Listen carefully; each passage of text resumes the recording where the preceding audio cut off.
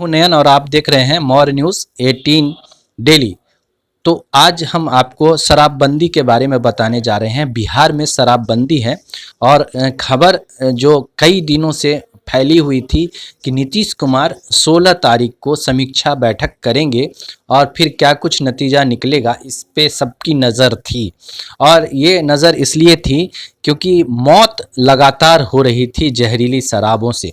तो ऐसे में बिहार सरकार फिर से जागी और क्या कुछ खौफ शराबबंदी के बाद भी शराब माफिया जो बेचने वाले हैं क्या उनमें खौफ नहीं था, या फिर पुलिसिया महकमा ढीले पड़ रही थी, क्या कुछ था, क्यों पब्लिक के बीच शराब पहुंच रही है। ये खबर लगी तो जाकर झनझना के सरकार फिर से उठ खड़ी हुई और इसकी समीक्षा की। समीक्षा के बाद क्या कुछ हुआ है ये भी समझना और जानना बहुत ज़रूरी है। तो हम पहले आपको ये बता दें कि समीक्षा में इस बार जो हुआ है, हर बार तो होती थी कि पब्लिक को अरेस्ट किया जाए, पब्लिक को अरेस्ट किया जाए, जो पीने वाला है उसको बंद किया जाए, लेकिन बड़े मात्रा में कई लाख लोग ऐसे चपेट में हैं जो, लेकिन सबसे बड़ी बात जो समय उभर के आई कि मात्र 11,000 केसेस डील किए गए हैं, जबकि लाखों की संख्या में शराब को लेकर केस दर्ज हैं थाने में, लेकिन किसी न किसी रूप में। लेकिन जो शिकायतें आई हैं वो चाहे थाने में हो या शिकायत की और भी जो जगह हैं वहाँ हुई हो, ऐसे में मात्र 11,000 पे काम होना, एप्लीकेशन पे काम होना बहुत ही चिंता और गंभीर की बात सामने आई है। ये खुद सीएम ने के रिपोर्ट से सामने चीज़ें आई हैं। तो समीक्षा में ये चीज़ें निकली, तो गलतियां हुई हैं वो अब अधिकारी सुधार लें, ऐसी बिल्कुल स्पष्ट रूप से सीएम नीतीश कुमार ने कह दिया। थानेदार तो नपेंगे ही, थानेदार के बाद एसपी और ऊपर के भी लोग पे नकेल कसी जाएगी, उनकी भी नौकरी खतरे में आएगी। अगर एक ज़िले से दूसरे ज़िलों में अगर शराब पहुंची तो स्थिति ये बनेगी। तो बॉर्डर की सील किए गए हैं, हर 2 दिन पे मद निषेध और जो पुलिस डिपार्टमेंट है दोनों की समीक्षा हर 2 दिन पे इस मसले में, शराबबंदी के मसले में करनी है। तो ये सारा कुछ हम जानते हैं। मद निषेध मंत्री बिहार सरकार के सुनील कुमार क्या कुछ कह रहे हैं, आइए सुनिए और पूरी तरह से जानिए कि ये क्या मामला है और क्या कुछ समीक्षा से निकल के आया है। देखिए, जहाँ तक मैंने कहा कि विभिन्न स्तर पर जिम्मेवारियाँ दी गई हैं और किस स्तर पर क्या चूक हुई है या अनुपालन हो रहा है या नहीं हो रहा है, उसकी समीक्षा समय समय पर होती रही है और भविष्य में भी होगी और वर्तमान में भी होगी। सर, 5 साल में समीक्षा बैठक हो रही है जी। सक्सेस रिपोर्ट आप लोग को 5 साल में संभवतः सौंपनी चाहिए थी जनता के सामने, तो क्या इसे फेल्योर के तरीके से नहीं देखा जाए समीक्षा बैठक जिस तरीके से आप लोग करें 5 साल इसे देखिए, अगर आप किसी भी कानून को देखेंगे तो हमने पूर्व में भी कहा कि सीआरपी, आईसीपी, आईपीसी तो सैकड़ों साल से ऊपर ब्रिटिश साम्राज्य ने लगाया, आज भी अमेंडमेंट के साथ है। तो अभी तो जो जितनी धाराएं हैं, संगीन धाराएं हैं, चाहे छोटे क्राइम्स के धाराएं हैं, चाहे मर्डर केस हो, चाहे चोरी हो, तो उसके लॉ ब्रेकर्स होते हैं। आज भी सारे कानून के बावजूद भी मर्डर भी होता है, चोरी भी होती है। इसका मतलब ये नहीं कि कानून दोषी है या कानून को इम्प्लीमेंट करने वाले बिल्कुल फेलियर हैं। इसका मतलब ये है कि अगर कहीं कमी पाई जाती है समीक्षा बैठक में और समय समय पर समीक्षा होती है, तो उसे और प्रभावकारी ढंग से कैसे लागू किया जाए, ये हम लोग निर्णय लेते हैं। और जहाँ तक प्रश्न है कार्रवाई का, तो पुलिसकर्मी सहित एक्साइज विभाग के 225 पुलिसकर्मी और एक्साइज विभाग के पदाधिकारी अब तक लिए बर्खास्त हुए हैं और कईयों पर विभागीय कार्रवाई चली है। 60 से ऊपर ऐसे थाना प्रभारी हैं जो पुनः 10 साल के लिए थाना प्रभारी नहीं बनेंगे। तो मैं नहीं समझता हूँ कि इतनी कड़ाई और विभागों में है, तो कड़ाई तो है लेकिन हमने कहा कि जैसे कि लॉ ब्रेकर हैं और ये जो घटनाएं घटी हैं हाल की, उसकी पुनरावृत्ति ना हो, इस पर विशेष ध्यान। आप लंबे समय तक प्रशासनिक अधिकारी रहे, उसके बाद आप विभागीय मंत्री भी हैं जी। तो आपको ऐसा नहीं लगता कि बड़े स्तर पर कार्रवाई करनी चाहिए, छोटे अफसरों को जिस तरीके से जिम्मेदार ठहरा करके और उन पर देखिए, अगर आप पुलिस मैनुअल पढ़ेंगे तो उसमें first unit of intelligence police station होता है। चौकीदारों में मैनुअल पढ़ेंगे तो चौकीदारों का भी अपना दायित्व होता है, तो उनका इलाका बहुत छोटा है और चौकीदार का इलाका तो और भी छोटा है। तो ये मान लेना कि से जवाबदेही तय करेगी, बड़े स्तर के अधिकारियों को जवाबदेही अगर तय की जाएगी तो आपको नहीं लगता कि शराबबंदी जो है जिस तरीके से सवाल उठ रहे हैं उन सवालों पर भी अंकुश लग सकेगा?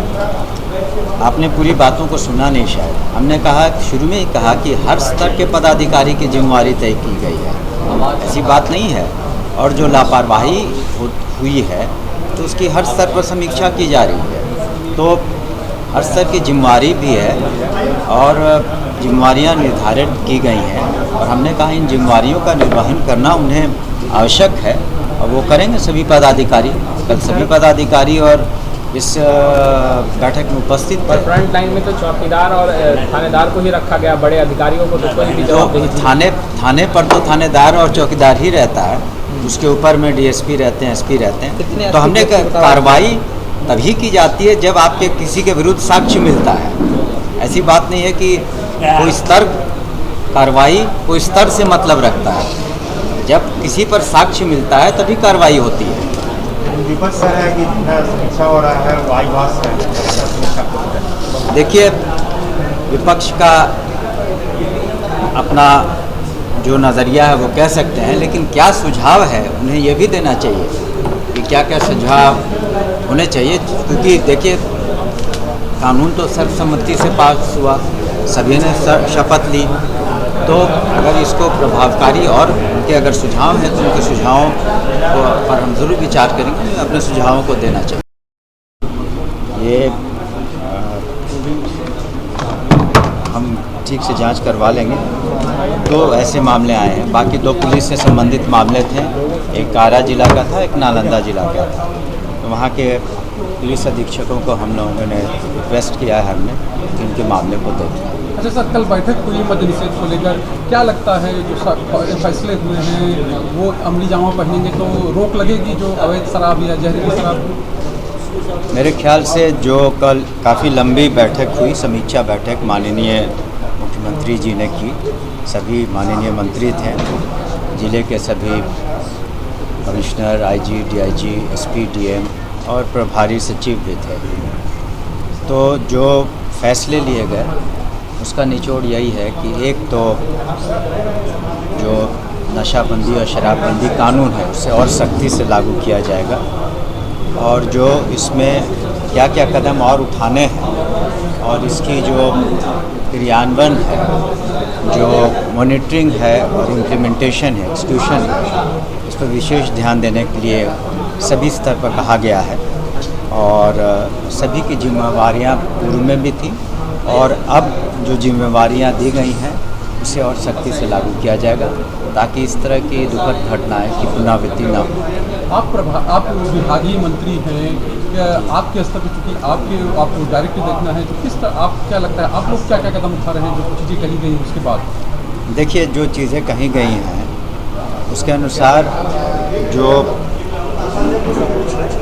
डीजीपी हैं, होम सेक्रेटरी हैं, उन्हें हर अल्टरनेट डे उन्हें भी समीक्षा करनी है 2 जिलों की और आईजी, डीआईजी जो फील्ड में पोस्टेड हैं रेंज में, उन्हें भी समीक्षा करनी है और जो मापदंड है, कितनी गिरफ्तारियां हुई, जब्ती हुई या ट्रायल में क्या सज़ा हुआ, कितनी गाड़ियां जब्त हुई, तो इसके जो विभिन्न प्रकार के आयाम हैं उन पर विशेष नज़र रखा जाएगा। और मेरे स्तर से भी हमने पूर्व में भी, ऐसी बात नहीं है, हमने पूर्व में भी एक्साइज डिपार्टमेंट से पदाधिकारियों से मीटिंग की है।